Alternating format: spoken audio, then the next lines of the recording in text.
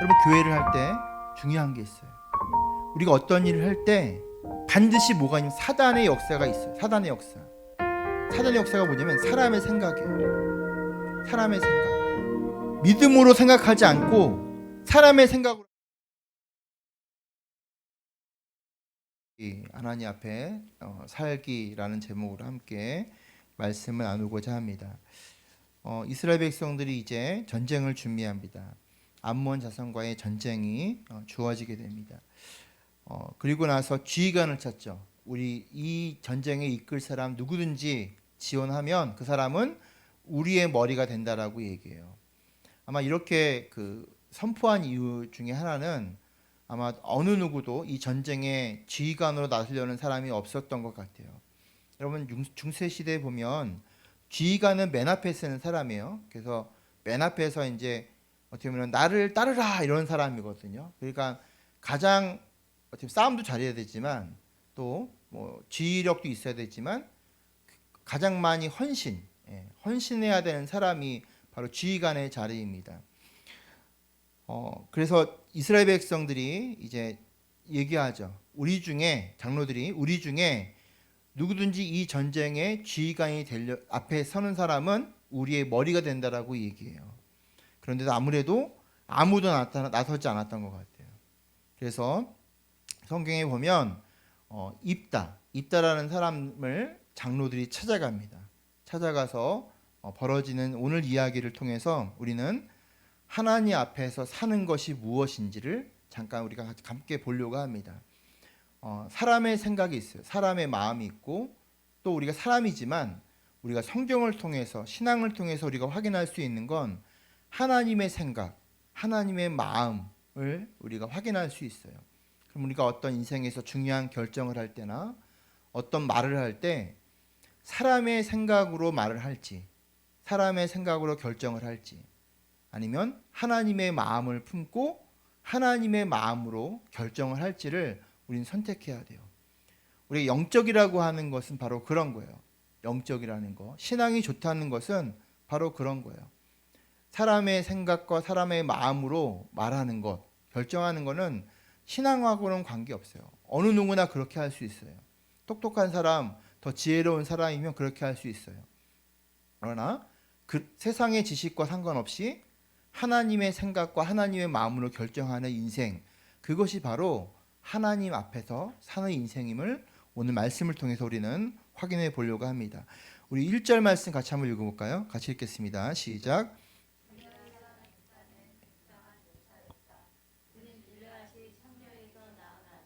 예, 길르앗이라는 사람이 등장합니다. 그리고 이제 암몬과의 전쟁에서 이 길르앗에 있는 사람들을 이끌어서 전쟁을 치르는 사람이 바로 입다예요.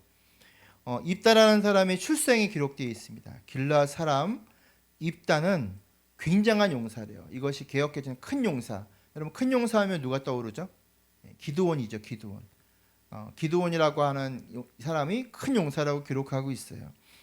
오늘 입다도 기드온과 같은 수식어가 붙어 있어요. 아마도 장군감이었던 것 같아요. 누가 봐도 장군감이고 또 사람들에게 통솔력도 있고 지도력도 있고 또 싸움을 굉장히 잘했던 것으로 보여집니다.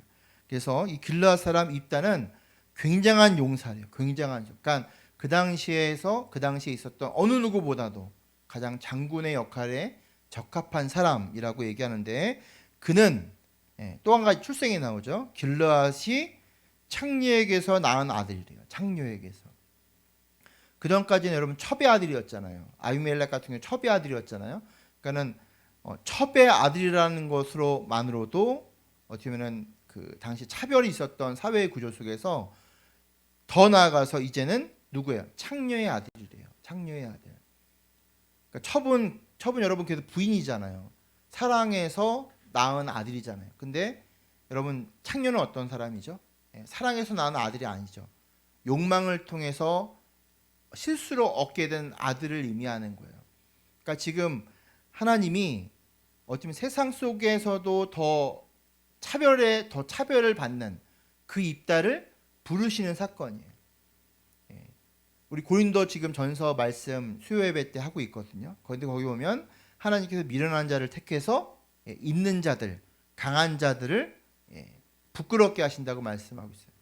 그러니까 미련한 자를 택하고 약한 자를 택하는 그 이유가 무엇이냐면 강한 자들, 있는 자들을 부끄럽게 하시기 위해서예요. 여러분, 신앙이라고 하는 게 뭐죠? 아까 아이성 전투에서도 우리 아이들 말씀에서도 아이성은 충분히 인간의 힘으로 이길 수 있는 성이에요. 근데 하나님은 그 성을 허락하지 않죠. 왜냐하면 가나안 땅에서의 전쟁은 누구의 전쟁이에요? 하나님의 전쟁이에요. 하지만 신앙의 싸움이 신앙의 싸움. 여러분, 우리가 살아가는 인생은 뭐 돈의 싸움도 아니고 뭐 건강의 싸움도 아니에요. 이 인생의 전쟁은 신앙, 믿음의 싸움, 믿음의 싸움. 그리고 궁극적으로 우리가 가야 될 그곳이 어디죠? 하나님의 나라입니다. 우리가 가야 될 그 나라는 영원한 하나님의 나라예요. 그리고 우리는 찰나, 우리가 불교 용어를 써서 죄송한데 찰나, 순간이에요. 순간 잠깐 이 세상 가운데 믿음으로 살다가 하나님의 나라에 가는 거예요. 영원한 하나님의 나라. 영원이라고 하는 세계 속에서 불과 100년도 안 되는 이 기간은 너무나도 짧은 시간이에요. 근데 이 시간을 통해서 하나님이 은혜와 구원과 생명을 주셔서 우리는 영원한 나라의 시민 백성으로 살아갈 수 있음을 우리는 기뻐해야 돼요.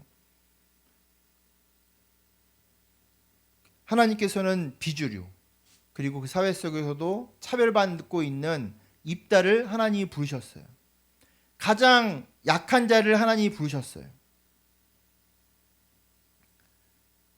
여러분, 신앙이라고 하는 게 있어요. 신앙. 하나님이 부르셨어요, 여러분들을. 하나님이 여러분들을 부르셨는데 부르신 원인이 없어요. 세상은 여러 원인이 있잖아요. 뭐 그 아이가 머리가 똑똑하든지, 그 아이의 집안이 좋든지, 뭐 아니면은 여러 가지 원인들이 있잖아요. 아니면 뭐 운수가 좋든지, 뭐 예를 들면 뭐 점괘가 좋든지 여러 가지 원인이 있잖아요. 근데 우리 신앙에는 원인이 없어요. 여러분들이 지금 이곳에 있는 원인이 없어요. 여러분들이 하나님께 부르심을 받은 하나님 백성이 된 원인이 없어요. 근데 무엇이 있냐면 우리에게는 원인이 없어요. 세상은 원인이 있어요. 원인이 있어야 결과값이 주어져요. 이것이 세상이에요. 인과율이죠. 근데 우리 믿는 사람들은 원인은 없어요. 은혜예요, 은혜. 지금 우리에게 주어진 게 다 은혜인 거예요. 근데 무엇이 우리에게 주어졌냐면 목적이 주어졌어요. 목적이. 우리에게 목적이 있는 삶이에요. 우리 모두는 하나의 목적을 향해 달려가고 있어요. 공동체적으로는 교회를 건강하게 세우는 게 우리의 목적이에요. 근데 왜냐하면 이 교회를 통해서 하나님의 나라가 이루어지거든요. 그래서 이 교회는 하나님 나라의 모형이에요. 근데 이 하나님 나라의 모형인데 우리 안에 여전히 죄가 있기 때문에 이 교회가 세워지는 과정 가운데 여러 가지 문제가 발생해요. 어려움이 발생해요. 그럼에도 불구하고 하나님은 이 교회를 건강하게 세워가기를 원하세요. 이 교회를 통해서 하나님의 나라가 이루어지길 원하세요. 우리 교회뿐만 아니라 모든 교회가 다 그래요. 우리에게 목적이 있어요. 또 어떤 목적이 있죠? 하나님 백성, 하나님 구원자, 하나님께 부름받은 자로 살아가는 사명의 목적이 있어요. 원인은 없어요. 우리 세상은 원인이 있죠. 세상에 어떤 거를 결정할 때나 어떤 배우자를 만날 때나 보면 다 원인을 찾아요. 뭐 그 사람이 어떻고 조건을 찾는 거죠.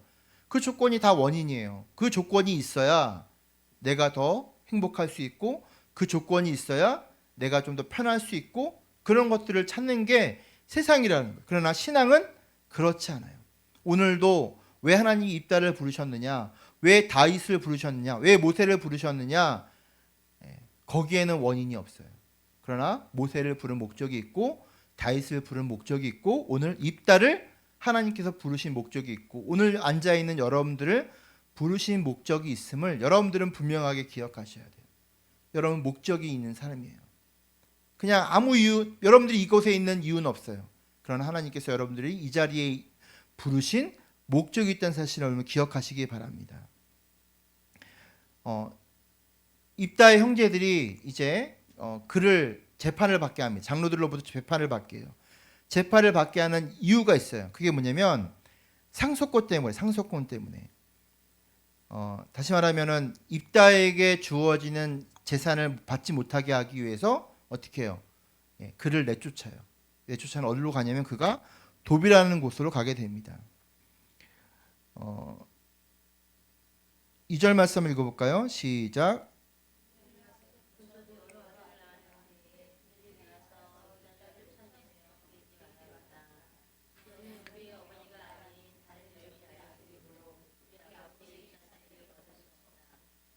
예, 결국은 뭐예요? 우산을 받지 못하게 쫓아내요. 근데 여러분들 중요한 게 있어요. 이슬이 쫓아낼 수 있는 근거가 뭐냐면 창세기 21장 10절에 보면 이렇게 돼 있어요. 같이 한번 읽어볼까요? 시작. 사라가 아브라함에게 말하였다. 저 요정과 그 아들들을 내보내십시오. 저 요정의 아들들은 나의 아들 이삭과 유산을 나누어 가질 수 없습니다. 예, 이 근거한 거예요. 그러니까 창세기 근거에 보면 어떻게 해요? 종들의 여인들, 그러니까 본처가 아닌 사람들의 자녀들에게는 재산이 주어지지 않아요. 그런데 하나님은 놀랍게도 하갈의 자녀들, 그러니까 이스마엘이죠. 하갈의 자녀에게 하나님이 뭘 주시냐면 큰 민족을 이루게 하리라는 약속을 주세요. 그러니까 유산을 주진 않았지만 그에도 축복이 주어지는 거죠. 그러니까 하나님의 사람은 어떠한 출신이든 간에 하나님의 그를 통해서 축복하신다는 사실을 기억하셔야 돼요. 3절 말씀 볼까요? 시작. 그래서 입다는 자기의 이복 형제들을 피하여 도망가서 도비라는 땅에서 살았는데 건달패들이 입다에게 모여들어 그를 따라다녔다. 도비라고 하는 이 땅의 지명 이름이 토부예요. 토부. 토부라는 것이 그 우리나라 그 번역에서는 도비라고 돼 있는데 토부는 선이란 뜻이에요. 선. 여러분 지금 쫓겨났잖아요. 가장 출신이 어쩌면 불쌍한 인생이잖아요. 불행한 인생이고 아마도 어머니가 창녀였기 때문에 어머니의 사랑도 제대로 받지 못했을 것 같아요. 예.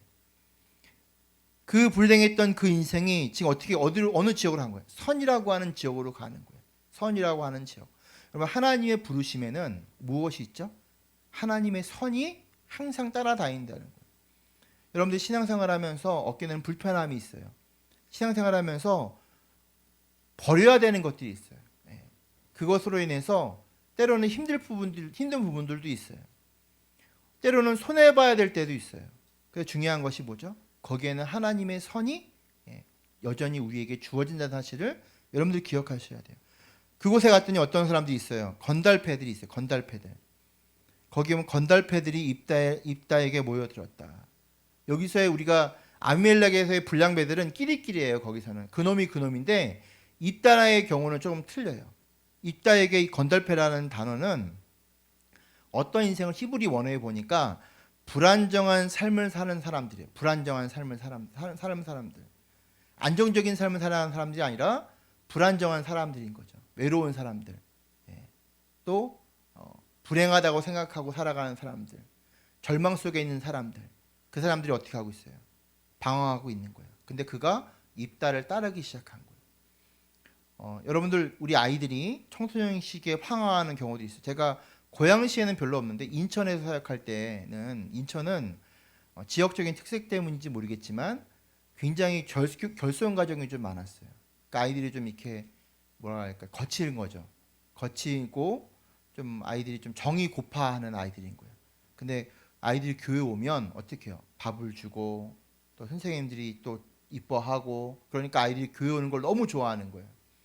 그래서 그 아이들이 교회에 와서 신앙생활하고 이런 걸 너무 좋아하는 거죠.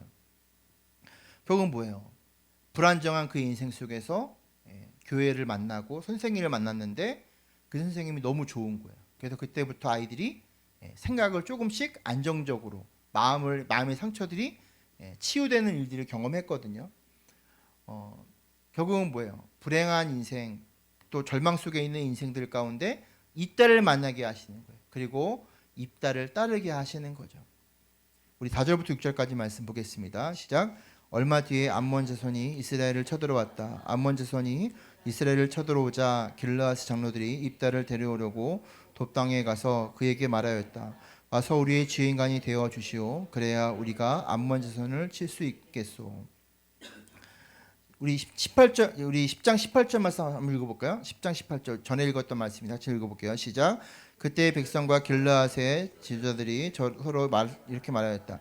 누가 먼저 나가서 암몬의 자손과 싸우겠느냐? 그 사람이 길르앗 사는 사람의 통치자가 될 것이다. 네. 아까 말했던 것처럼 어느 누구도 이 암몬과의 전투에서 나서려고 하지 않아요. 그리고 나서 누굴 찾아가는 거죠? 예, 장로들이 입다를 찾아와요. 그래서 그를 데려오기 위해서 돕이라는 땅에 가죠. 얼마 전까지만 해도 그를 쫓아냈어요. 재판을 해가지고 너는 우리 집안에서 이 집안 길르앗 집안에서 재산을 분배받을 수 없다. 너는 떠나라 해가지고 도망쳐오듯 이 돕이라는 곳에 왔습니다. 그런데 다시 이들이 이 입다를 찾아와요. 그리고 이렇게 얘기하죠. 와서 우리의 지도자가 되어달라고 얘기해요. 입장이 바뀌었죠. 얼마 전까지만 해도 쫓아내는데 넌 필요 없어. 우리 사회에서 너는 별로 필요한 존재가 아니야. 넌 나가. 이렇게 했는데 다시 그를 찾아온 거예요. 7절 말씀 볼게요. 시작. 그러나 입다는 길르앗의 장로들에게 말하였다. 당신들이 나를 미워하여 우리 아버지의 집에서 나를 쫓아낼 때는 언제고 어려움을 당하고 있다고 해서 나에게 올 때는 또 언제요. 입다도 어이가 없는 거죠. 얼마 전까지만 해도 나를 쫓아냈던 사람들이 어떻게 나를 쫓아오냐는 거, 다시 쫓아오는 거. 그럼 또 뭐라고 했죠? 당신이 나를 미워하여 우리 아버지 집에서 이렇게 얘기해요. 우리 아버지 집에서. 나의 아버지 집이라고 말하지 못해요. 아마도 아버지의 사랑도 제대로 받지 못했던 것 같아요. 그냥 우리의 아버지. 그러니까 그런 존재인 거죠. 길르앗이라는 사람이 자신에게는. 그러니까는 어떻게 보면 그 집에서 온전히 속하지도 못하고 있었던 그의 인생 속에서 결국은 그를 차별하고 쫓아냈어요.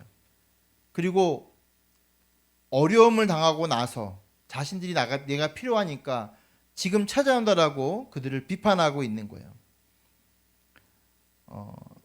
지금 어떻게 보면 입장이 바뀐 거죠. 과거의 입장과 지금의 입장. 그러니까 곽과 을이 바뀐 거예요.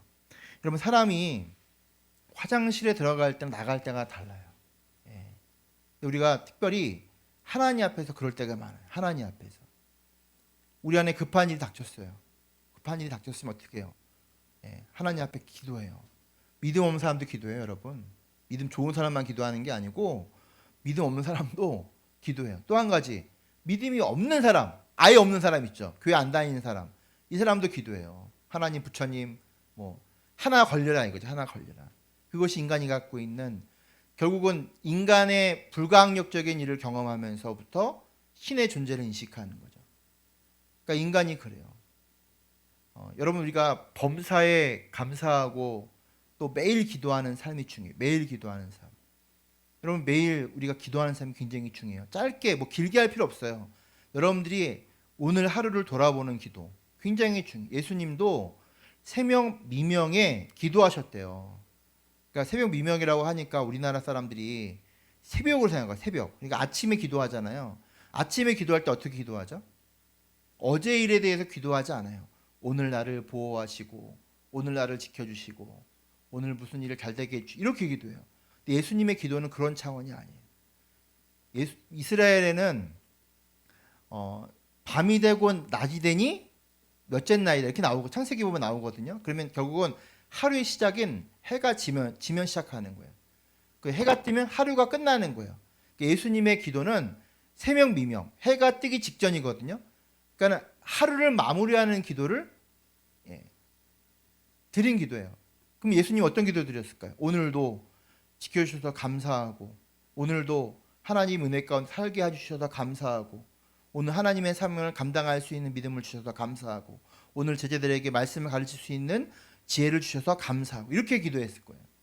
마무리 기도 그렇게 하지 않겠어요? 예수님은 매일같이 새벽 미명에 기도하셨어요. 그 얘기는 뭘까요? 하루를 마치는 기도 가운데 감사와 하나님의 인도하심과 나의 죄를 회개하는 기도를 드린 거예요. 그렇게 하나님께 매일같이 기도했어요. 여러분 우리가 인생을 살면서 어려운 일을 경험해요. 그때 와서 비로소 하나님 앞에 엎드려 기도해요.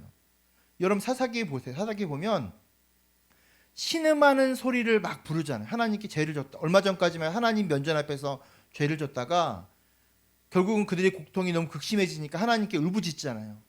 그때 하나님 기도 들어주세요, 안 들어주세요? 기도 들어주시죠. 예. 그러면 어떻게 기도해요? 제발 이번만큼은, 오늘만은 제발, 이렇게 기도하잖아요. 인간이 갖고 있는 연약함이에요. 근데 하나님께서 범사에 우리가 매일같이 기도하게 원하세요. 매일 기도는 왜 어떤 기도일까요? 하루를 마치며 늘 일상 속에서 하는 기도예요. 여러분들, 우리가 기도 제목이 있으면 기도원에 가거든요. 기도원에 가면 밤새도록 기도해요. 밤새도록. 얼마나 그동안 기도하지 않았으면, 얼마나 기도의 기도가 많으면, 얼마나 큰 죄를 지금까지 회개하지 않았으면 밤새도록 기도하겠어요. 그럼 매일매일 우리 유한이, 제가 얘기하잖아요. 공부 매일매일 조금씩 해놓으면 시험 기간 딱 닥쳤을 때 어떻게 해요? 딱 정리만 하면 돼요. 정리만 하면 돼요. 복습하면 되고, 정리만 하면 공부 시간 굉장히 압축할 수 있고, 틀린 문제 꼼꼼하게 봐가지고 거의 100점 가까이 맞을 수 있어요. 평상시에 공부 하나도 안 해. 그러다가 시험 때 되면은 몰아치기 하는 거예요.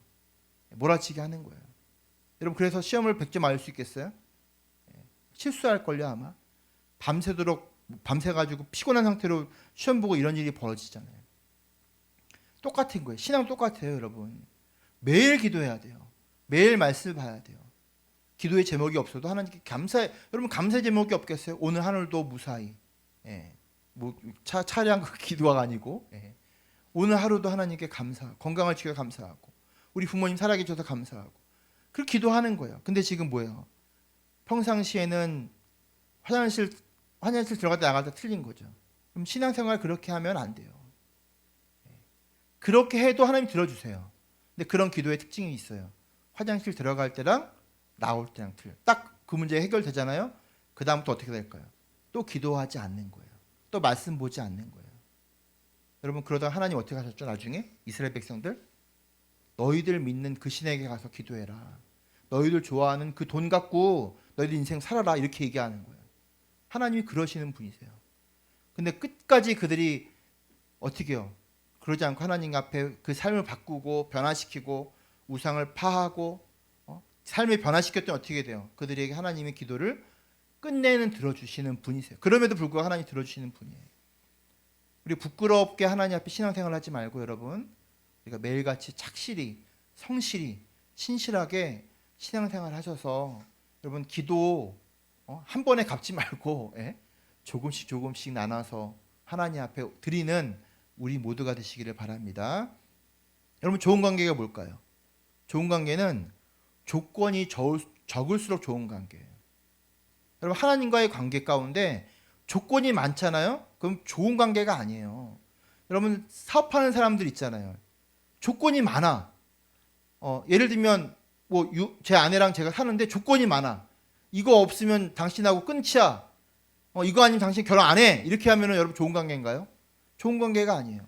조건이 없을수록 좋은 관계예요. 하나님 관계도 마찬가지죠.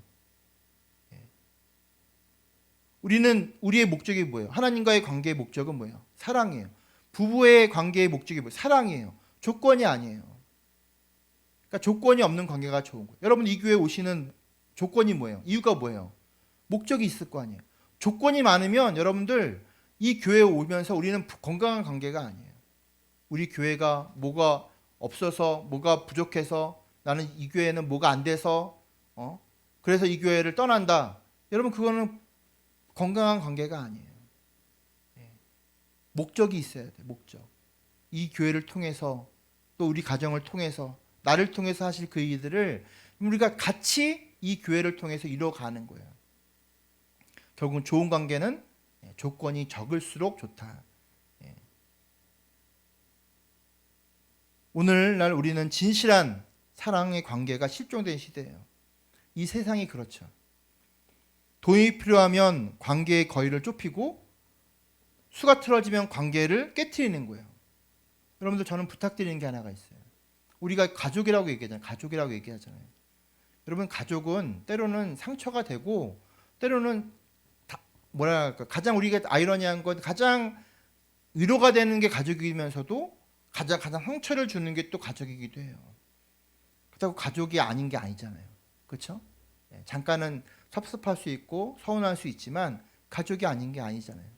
여러분들이 저는 그렇게 생각해요. 교회를 떠나는 거 여러분들이 너무 쉽게 생각하면 안 돼요. 누구는 쉽게 생각하면 없겠죠. 그런데 중요한 건 우리는 가족이잖아요. 분명한 목적이 있어 이곳에 왔잖아요. 그런데 그냥 무슨 옷가게 옷을 고르듯이 그렇게 교회를 고르는 사람들도 마찬가지고 교회를 그렇게 떠나는 사람들도 여러분 목회자도 굉장히 상처를 받아요. 떠날 때 얼마나 큰 상처인지 몰라요. 그동안 그 온 힘을 다해서 기도하고 제가 살갑게 말을 못했어도 기도하고 걱정하고 그랬던 많은 시간들을 다 몰라줘도 상관없는데 그런 것들이 어느 한순간에 어떤 문제로 인해서 아무것도 아니게 돼버리는 게 얼마나 속상한지 몰라요. 얼마나 가슴 아픈지 몰라요. 우리는 사랑하는 관계고 사랑이 목적이에요. 거기에는 아픔이 있을 수 있어요. 조건이 없는 그런 관계가 바로 이 교회 가운데 우리 안에 건강하게 세워져 가기를 주의 이름으로 축원합니다. 우리 8절 말씀 보겠습니다. 그러자 길르앗 장로들이 입다에게 대답하였다. 8절 바로 그렇기 때문에 우리가 당신들을 찾아온 것이요 우리와 함께 가서 암몬 자손과 싸운다면 당신은 모든 길르앗 사람의 통치자가 될 것이요. 길르앗 장로들은 조건을 내겁니다. 요청을 수락합니다. 모든 길르앗 사람의 통치자가 될 것이라고 얘기해요. 통치는 여러분 여기 왕을 표현할 때 쓰는 왕이 쓰는 단어예요. 그러니까 당신이 우리의 왕의 역할을 할 것이다라는 파격적인 조건을 하는 거죠. 파격적인 조건.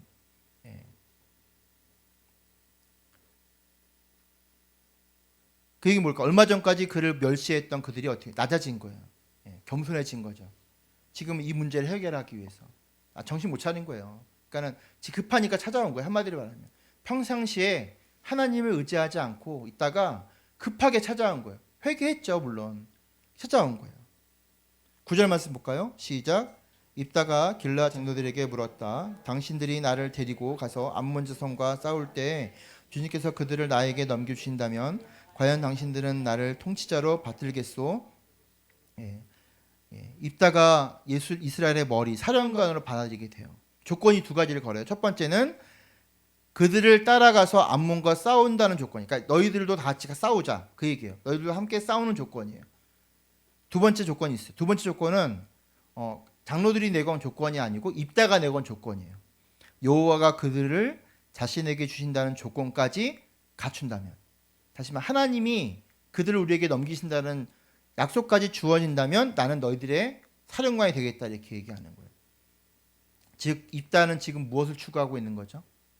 하나님과의 관계를 추구하고 있는 거예요. 하나님과의 관계가 중요하다고 얘기하고 있는 거예요.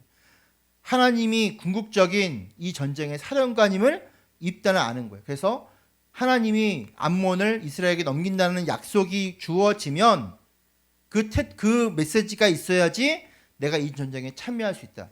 하나님이 그 약속이 없으면 이 전쟁은 나에게 아무 의미 없다. 이렇게 얘기하고 있는 거예요. 지금 입다는 자신의 사령관 자리에 별로 관심이 없어요. 장로들은 뭐하고 있어요? 너가 우리의 머리가 될 거야. 너가 우리의 왕이 될 거야. 이렇게 얘기하고 있지만 입다가 내건 거리는 그거 중요하지 않아. 사람과의 사랑 관계 얼마든지 깨질 수 있어. 너희 얼마 전까지 나를 내쫓았잖아. 이제 와서 지금 나를 왕으로 세운다고? 나 그 말 믿지 못해. 그러나 난 믿을 거 하나 있어. 뭐죠? 하나님이 약속. 그건 난 믿을 수 있어. 이렇게 얘기하고 있는 거예요. 여러분 잠언 16장 1절에 세번역 성경이 좀 어색할 거예요. 계획은 사람이 세우지만 결정은 주님께서 하신다. 여러분 이 계획은 결국 뭐예요? 우리가 계획을 해서 연동영학교를 주최하고 캠프를 주최하고 행사를 주최하고 예배를 인도하고 해요. 근데 이 모든 것들을 누가 결정하신다고요? 하나님이 결정하신다는 거예요. 여러분 입다는 비록 연약한 사람이었어요. 아주 사회적으로 보면은 약자였어요. 그러나 진리를 아는 강한 용사였어요. 그를 굉장한 용사라고 성경은 얘기하고 있어요. 이는 전쟁의 군사력이 아니고 하나님께 속해 있음을 아는 사람이에요. 인생의 승패를 결정하는 것이 하나님의 인도함을 받느냐 아닌지를 분명하게 아는 사람이었어요. 당시 여러분 장로라면 사회적으로 유력한 사람을 말하는 거예요. 그 사람들이 내건 듣기 좋은 조건을 그는 별로 중요하게 여기지 않고 뭘 중요하게 여겨요? 하나님과의 관계, 오늘 내가 하나님과 교제하고 있는지, 내가 오늘 하나님의 메시지를 듣고 있는지가 중요한 거예요. 이게 바로 입다가 중요하게 여기는 관계라는 거예요. 우리 신앙은 하나님과의 관계를 통해서 주어지는 거예요. 어떠한 결정을 하고 어떠한 선택을 할 때 우리는 기억해야 돼요. 신앙에 방해되는 일이라면 담대하게 거절해야 돼요. 여러분, 주일날 어쩔 수 없이 예를 들면 일을 할 수도 있고 빠질 수도 있어요. 근데 여러분, 결정을 할 때 중요하게 생각해야 돼요. 하나님과의 관계 가운데 내가 이것이 문제가 되는 거라면 단호하게 거절하셔야 돼요. 분명하게 거절하셔야 돼요. 10절 말씀 볼까요? 시작.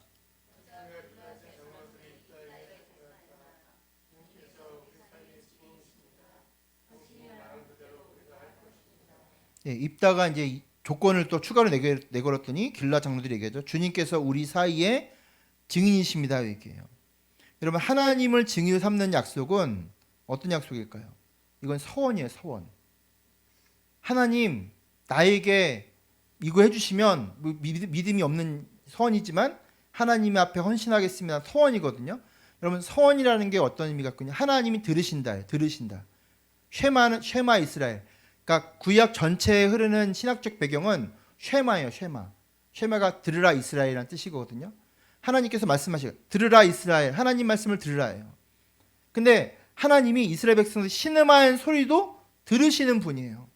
우리의 모든 삶의 이야기, 생각과 마음의 상태를 들으시는 분이에요. 그러니까 우리가 하나님 앞에 어떤 것을 내세울 때 그것은 서원인데 지금 길르앗과 이 길르앗이 내건 것들은 서원이에요. 서원. 다시 말하면 내가 반드시 이것을 지키겠다라고 하는 서원이에요. 서원은 반드시 지켜야 돼요.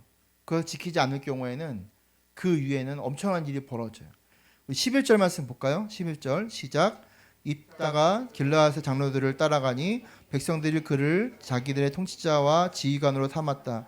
입다가 그가 나눈 모든 말을 미스바에서 주님께 말씀하였다. 아멘. 이제 입다가 길르앗의 지휘관이 됩니다. 머리가 됩니다. 그가 왕의 역할을 감당합니다. 11절 하반절에 보면 자기들의 머리와 장관으로 정하였다. 입다는 미스바에서 자신의 모든 말을 여호와의 면전에서 말하였다. 이렇게 번역하고 있어요. 여호와의 면전. 개역개정에서는 그렇게 돼 있어요. 여호와의 면전 앞에서 말했대요. 미스바에서 하나님 앞에서 말했대요. 여러분, 이 하나님 면전, 하나님 앞에서라고 하는 이 의미는 우리가 생각하든 말하든 행하든 무엇이든지 코람데오라는 말이거든요. 하나님 앞에 서는 거거든요. 하나님 앞에서라는 것을 의식하는 거예요. 의식하는 거. 우리 교회가 여러분들 보면 여기는 없는데 그리스도의 십자가 앞에 선, 그리스도의 십자가 앞에 선. 교회의 정체성이에요. 우리 신앙의 정체성이에요. 하나님 앞에 서 있다라는 걸 아는 거예요. 다시 말하면 코람데오 의식이 없는 게 뭐죠? 하나님이 보시는 앞에서 악을 행한 거예요. 이것이 하나님을 떠난 백성들의 특징이에요. 세상은 하나님이 보시는 앞에서도 악을 행해요. 하나님이 있는지 없는지 전혀 의식하지 않아요. 여러분, 쾌어 축제. 지금 예전에는 부끄러운 일이었잖아요. 지금 부끄럽지 않아요. 사람들이 당당히 시청 광장에서 뭐 하고 있어요? 그냥 이상한 기구 같은 거 몸에 차고, 그리고 이상한 기구들을 그냥 갑판 데서 팔고 그렇게 해요. 성 관련된 사업들이 거기에 나와가지고 막 판매하고 판촉하고 그래요. 아주 부끄러운 일이죠. 결혼 밖에서의 성이 아무렇지도 않게 그냥 상품화가 되는 거예요. 여러분, 쾌어 축제의 핵심은 상업화예요. 상업화. 뭐 거기에 보면 뭐 인권과 뭐 소수자에 대한 이런 거 아니에요. 그 축제가 이루어지는 근본적인 이유는 돈이에요. 돈. 그 돈을 버는 사람들이 돈을 대가지고 그 행사를 주최시키는 거예요. 세상은 여러분들 이익이 없으면 절대 그런 것들을 하지 않아요. 범사에 어디서든 하나님을 인식하는 거예요. 인정하는 삶이에요. 하나님을 의식하고 그를 기억하고 그를 인정하는 삶이에요. 호람대의 가장 대표적인 인물이 누구죠? 다윗이에요. 다윗. 다윗 여러분 생각하면 하나님께 가장 사랑을 많이 받은 사람이기도 하지만 또 한편은 여러 가지로 연약함을 넘어진 사람이에요. 간음과 교만함을 가진 사람이었어요. 그럼에도 다윗은 자신을 하나님 앞에 늘 정직하게 회개했던 인물이에요. 자신의 죄를 바로 깨닫고 돌이키는 사람이었어요. 여러분 다윗이 뭐 훌륭한 인격을 가졌나요? 청렴한 어떤 그런 삶을 살았나요? 그렇지 않아요. 그가 할 수 있었던 유일한 길, 하나님 앞에 엎드리는 거예요. 때로는 하나님의 앞에서 범죄했던 그것들을 부끄럽게 여기고 통곡의 눈물을 흘렸던 인물이에요. 여러분 오늘날 우리 코람데오 하나님 앞에서 하나님을 인식하는 것들이 실종된 사회를 살아가고 있어요. 하나님 보시는 앞에서 여전히 악을 행하고 있어요. 하나님 앞에서 살아가는 신앙의 태도들이 우리 가운데 부끄러운 일이 되어버렸어요. 여러분 예전에 우리가 배우자를 정할 때 크리스찬이라고 하면 어떻게 보면 호감의 대상이었어요. 왜냐하면 술, 담배 안 하고 그리고 뭐 그래도 교회 다니는 사람이면 착할 거라 생각하고 호감이. 지금 교회 다닌다고 하면 뭐라는지 아세요? 강요하지 않으면 괜찮아요. 강요하면 저 싫어 이렇게 얘기하면. 그러니까 교회 다닌다고 하면 지금은 약간 비호감의 대상으로 바뀌고 있어요. 사회가 그렇게 흘러가는 거죠. 그래서 내가 크리스찬이라는 사실을 사람들에게 알리는 것을 꺼려하는 그런 사회 속에 있어요. 여러분 교회에서 어떤 일을 할 때 여러분들이 어떤 교회뿐만 아니라 여러분들이 인생에서 어떤 결정을 할 때 우리가 영적으로 생각하는 방법이 있어요. 예를 들면 우리 다음 주에 행사가 있다고 쳐요. 야외 행사가 있어요. 그럼 야외 행사를 하는데 뭘 하다 보니까 준비를 제대로 못했어. 준비를 못했죠. 근데 그걸 하다 보니까 또 서로 의견 다툼이 생겼어. 서로 막 그것 때문에 불화가 나타나기 시작했어요. 그리고 때마침 그날 3일 전에 비가 온다는 소식이 들렸어요. 그럼 여러분 이 행사는 취소를 하는데 어떻게 취소할까요? 비가 우천시 관계로 이번 행사는 취소합니다. 이렇게 광고할 거 아니에요. 근데 하나님 물으실 거예요. 너희들 정말 비가 와서 그 행사 취소했니? 물어보실 것 같아요. 그 비 오는 거 내가 얼마든지 화창하게 계기할 수도 있고 아니면 비 오는 거 잠깐 오게 하고 그치게 할 수도 있어. 너희들 진짜 비가 와서 그 행사를 취소하니? 우리가 보면 합리적으로 우리가 생각하기에는 비가 오니까 취소하는 게 당연하잖아요. 그렇죠? 하나님 보시기엔 그렇지 않아요. 하나님 보시기엔 뭐죠? 그것 때문에 불화가 나타나고 그것 때문에 준비를 하지 못하고 그것 때문에 하나가 되지 못한 것 때문에 너희들 그거 취소한 거 아니냐 이렇게 물으실 거라는 거예요. 여러분 교회를 할 때 중요한 게 있어요. 우리가 어떤 일을 할 때 반드시 뭐가 있냐면 사단의 역사가 있어요. 사단의 역사. 사단의 역사가 뭐냐면 사람의 생각이에요. 사람의 생각. 믿음으로 생각하지 않고 사람의 생각으로 해버리는 거예요. 예를 들면 어떤 거가 있을까요? 물질에 관한 거. 어떤 일을 하는데 그거 하는데 여러 가지 이유들이 있죠. 물질이 부족해서 뭐가 없어서 물론 무리하게 뭐 무조건 그냥 무식하게 믿음으로 이런 차원이 아니고 그걸 준비하면서 얼마든지 우리가 힘을 합쳐서 하나가 되면 얼마든지 그 행사를 은혜롭게 할 수 있어요. 근데 솔직히 말하면 귀찮아서 별로 그거 해봤자 사람들에게 인정받지 못해서 그거 해봤자 욕만 먹으니까 그래서 그거 하지 않으면서 결국은 뭐예요? 우리 교회는 뭐가 없어서 뭐가 안 돼서 그거 다음에 하시죠. 이번에는 뭐 안 될 것 같아요. 당연히 사람의 생각으로 안 되죠. 근데 여러분 중요한 게 있어요. 우리가 믿음으로 나아가면 우리 안에서 힘을 합치면 하나가 되면 얼마든지 할 수 있어요. 얼마든지. 그래서 지난주에 말씀드렸죠. 교회는 모이기에 힘써야 된다고. 특별히 행사가 있을 때 어떤 일을 할 때 모이셔야 돼요. 그것이 하나님이 그 행사를 통해서 이루고자 하는 목적이에요. 그 행사를 통해서 어떤 거를 치렀다라는 것이 목적이 아니고요. 그 행사를 위해서 우리가 하나 됐다라는 게 목적이에요. 그 행사를 위해서 우리가 누군가가 헌신하고 거기에 감사하고 거기에 은혜를 받고 거기에 도전을 받고 그게 바로 이 교회가 하나님께 주신 목적이에요. 여러분 이번 연성대학교 이번에 아이들 몇 명 없어요. 고3 애들 다 공부한다고 내가 보기엔 그래봤자 시험 점수 얼마나 더 오를지 모르겠지만 다 안타깝지만 우리 교회 지금 뭐 다음 주까지 못 온대요. 그리고 일부 아이들은 또 수능 끝나고 오겠대요. 안타깝죠. 갑자기 이 얘기 왜 했는지 모르겠지만 중요한 게 뭐예요? 몇 명 없어요. 그러나 몇 명 없지만 우리가 같이 모여서 음식도 같이 나누고 준비하고 서로 섬기고 그런 것들을 통해서 뭐예요?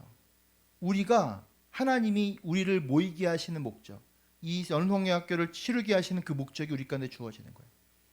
여러분 어떤 일을 할 때 찬물 껴지 마세요. 절대로. 찬물이 하나님의 뜻은 절대 아니에요. 여러분들 교회에서 어떤 일을 하잖아요. 하면 우리가 기억해야 될 게 있어요. 이거는 순종할지 안 할지를 결정하는 회의예요. 내가 여기에 헌신할 것인가 말 것인가를 결정하는 회의라는 거예요. 세상의 회의는 뭐죠? 어떻게 하면 더 효율적으로 잘할 수 있을까? 어떻게 하면 이거를 할지 안 할지 결정 이런 거잖아요. 근데 교회는 그렇지 않아요. 교회는 내가 이 일에 헌신할지 안 할지를 결정하는 거예요. 그리고 결정하는 거죠. 내가 여기에 마음을 두고 헌신할지를. 여러분 교회가 작아도요. 인원이 아이들 없어도요. 그렇게 하잖아요. 여러분 영성대학교는 영성학교 때 가장 큰 은혜를 받는 사람들이 아이들이 아니에요. 교사예요, 교사. 뒤에 섬기시는 분들이 보람을 느끼는 거예요. 그게 바로 영성교회께 주어지는 열매예요. 우리가 같이 기도하고 같이 헌신하고 그래서 제가 여름 성경학교라고 할까 하다가 광고에 여름 성경 캠프라고 했어요. 왜 그랬을까요? 아이들만을 위한 행사가 아니기 때문에 그래요. 우리 모두를 위한 행사이기 때문에 그래요. 제가 여름 성경학교 때문에 이 말씀 준비한 건 아니에요. 우리가 하나님의 마음, 하나님의 생각으로 내 사고의 체계를 바꾸셔야 돼요. 내 논리의 체계를 바꾸셔야 돼요. 믿음으로라고 하는 이 전제를 늘 가지셔야 돼요. 하나님 앞에서라고 하는 이 생각으로 우리가 모든 결정과 생각을 나누셔야 돼요. 인간의 똑똑함, 인간의 지혜 물론 필요하죠. 필요할 때가 있고 중요한 거 우리가 같이 함께 할 때는 믿음으로 하셔야 돼요. 여러분들 그렇게 우리가 하나님 앞에서 호람도의 신앙으로 우리가 신앙생활 하시는 우리 인생의 교회뿐만 아니라 모든 결정을 그렇게 하나님 앞에서 결정하시는 우리 모두가 되시기를 주의 이름으로 축원드립니다. 아멘. 우리 말씀 생각하시면서 우리 1, 2분 함께 기도하겠습니다.